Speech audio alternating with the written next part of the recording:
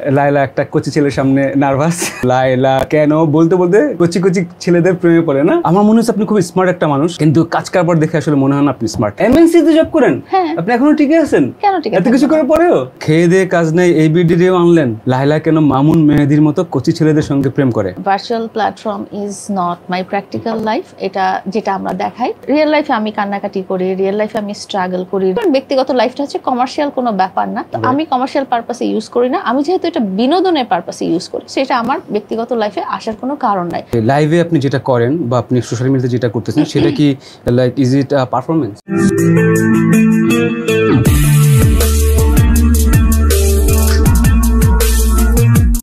আমরা চলে আসছি সেই বহুল আকাঙ্ক্ষিত প্রতীক্ষিত লং ওয়েটিং শোতে। আমার সাথে আছেন ওয়ার্ল্ড ফেমাস মঞ্জু আহমেদ, আর আমি আজকে তার ইন্টারভিউ নিতে চলে আসলাম তার এই স্টুডিওতে। আচ্ছা, হ্যাঁ, আরে হেভি সুন্দর লাগতেছে তো, আপনাকে তো অনেক ফর্সা লাগতেছে। আমি পাউডার লাগাই আসছি।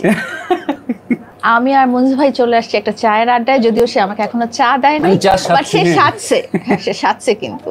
তো দেখতে থাকেন, আমাদের খুব মজার আড্ডা হবে।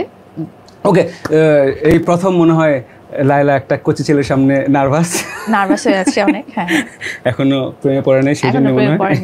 ওকে, আমি আসলে একটা টাইটেল দিতে যাচ্ছিলাম, নামটাম দিয়ে, দেন ইট ওয়াজ হার আইডিয়া। আমি লিখতে দিচ্ছিলাম, তখন সে বলতেছে, আমি বললাম লায়লা খালি কেন বলতে বলতে কচি কচি ছেলেদের প্রেমে পড়ে না, উনি আর ফিল আপ করে দিচ্ছে।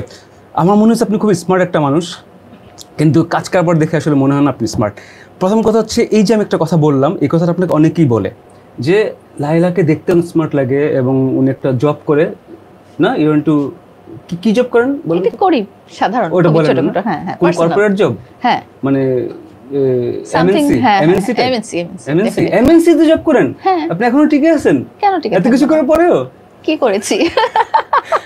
যখন মানুষের রিয়েলাইজেশন না থাকে যে কি করেছি, তাহলে তার কিছু বলার নেই। বাট এই যে আমি যে কথাটা বললাম যে এত কিছু করার পরেও, ডেফিনেটলি, কারণ হচ্ছে প্রফেশনের জায়গায় প্রফেশন, আর পার্সোনাল লাইফ বা সোশ্যাল মিডিয়া সেটা totally different area. Social media তো একেবারেই ব্যক্তিগত লাইফের চেয়ে আলাদা একটা জায়গা। এটা হচ্ছে ভার্চুয়াল প্ল্যাটফর্ম। ভার্চুয়াল জিনিসটা বলতে আপনি যেটা বুঝেন যে virtual reality and actual reality, this are two different things. আমি একটা ফ্যানকে বকা দিয়ে নেই না, ফ্যানদেরকে আমি কখনো বকা দিই না, ওরা আমার ভালোবাসা। এক ফ্যান লিখছে, শিমু বনি খেয়ে দিয়ে কাজ নেই, এবিডিও আনলেন।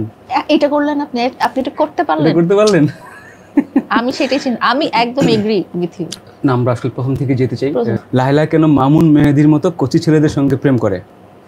আমি আর একটু ব্রুটালি বলতে পারতাম, অনেক বাজেভাবে বলতে পারতাম, বাট বলি নাই, কজ আমার মনে হয়েছে যে বাজেভাবে বলে কোনো লাভ নাই, কজ অনেক বাজে কথা আপনি শুনছেন, তাতেও যদি কিছু হয় নাই, এটা শুনে কোনো লাভ নাই। হ্যাঁ, বলেও কোনো লাভ নাই। সো আমরা নর্মালি একটু শুরু করি। শুরুটা হচ্ছে ডেফিনেটলি আমি ইউ আর ইয়াং উইমেন, একদম মানে 50 ইয়ার্স ইয়াং উইমেন।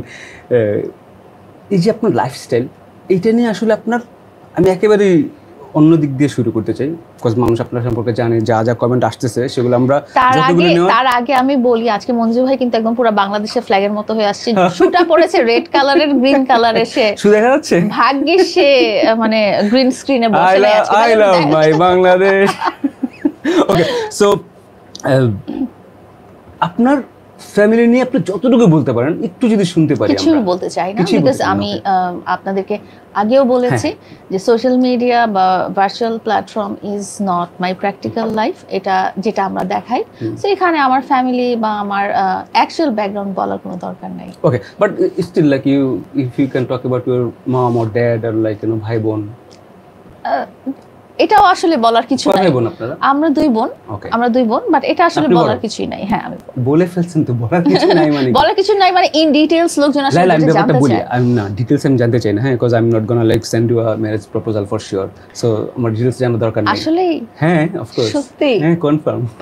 বিয়ে করছেন আপনি? না, করি নাই। বিয়ে করে নাই, কিন্তু তারপর সে খুব কনফার্ম যে সে আমাকে ওইটা দিতে চায় না, ফর শিওর। সো যেহেতু আমি পাঠাবো না, বাট আমি শুধু জেনে নিতে যাচ্ছি, বিকজ দেখেন আপনাকে নিয়ে আপনিও বারবার এমফাসাইজ করতেছেন সোশ্যাল মিডিয়া নিয়ে, তো আপনি হয়তো এটা একটা স্ট্যাম্প লাগাই রাখেন যে ভাই সোশ্যাল মিডিয়াতে আমি এরকম, রিয়েল লাইফে আমি এরকম না।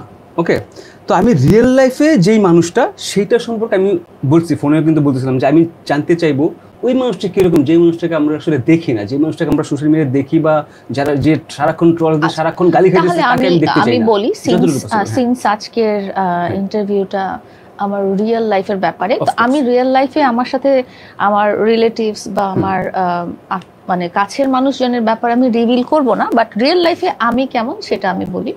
রিয়েল লাইফে আমি খুবই সাধারণ মানুষ। আমি ঘরের কাজও করি, আমি বাচ্চা কাচ্চাও দেখাশোনা করি, আমি একটা জবও করি, আমি আমার মাকে দেখাশোনা করি, আমি সামাজিক প্রোগ্রামগুলোতেও যাই। রিয়েল লাইফটা আমার একেবারে আপনারা যে সোশ্যাল মিডিয়াতে আমাকে যেটা দেখেন ওরকম না। আর মানে রিয়েল লাইফে একটা সাধারণ মানুষ, রিয়েল লাইফে আমি কান্নাকাটি করি, রিয়েল লাইফে আমি স্ট্রাগল করি, রিয়েল লাইফে আমার টাকা পয়সা নিয়ে টানাটানিও হয়, রিয়েল লাইফে আমি মানুষের বকাঝকা খেয়ে স্যাডও হয়ে থাকি।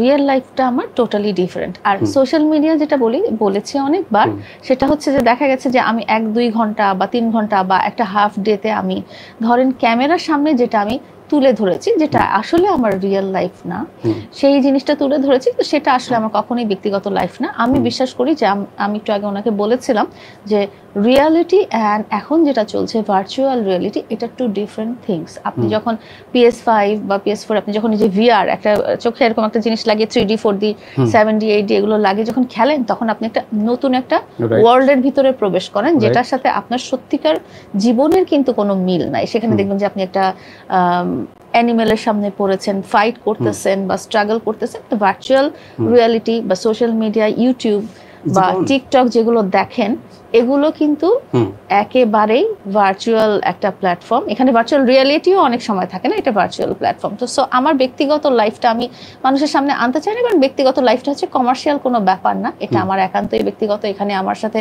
যারা আমার পরিবার পরিজন বা আত্মীয় স্বজন, তারা আসলে সোশ্যাল মিডিয়ার অংশ না। সোশ্যাল মিডিয়া মানুষ কি করে, দুইটা পারপাসে ইউজ করে, একটা হচ্ছে নিজের কমার্শিয়াল পারপাস বা ধরেন এন্টারটেনমেন্ট, বিনোদনের পারপাস। তো আমি কমার্শিয়াল পারপাসে ইউজ করি না, আমি যেহেতু এটা বিনোদনের পারপাসে ইউজ করি, সেটা আমার ব্যক্তিগত লাইফে আসার কোনো কারণ নাই।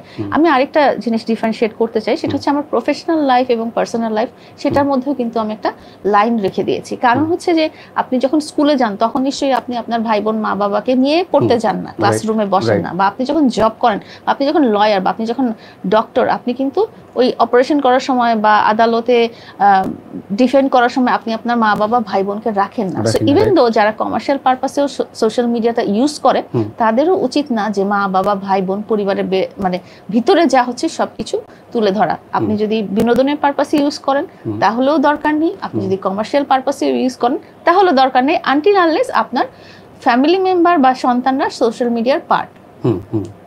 আমি I hope I could clear you out. না, আমি তাহলে কি যে লাইভে আপনি যেটা করেন বা আপনি সোশ্যাল মিডিয়াতে যেটা করতেছেন, সেটা কি like is it a performance? আমি নিজে স্ক্রিপ্টেড করে করেন?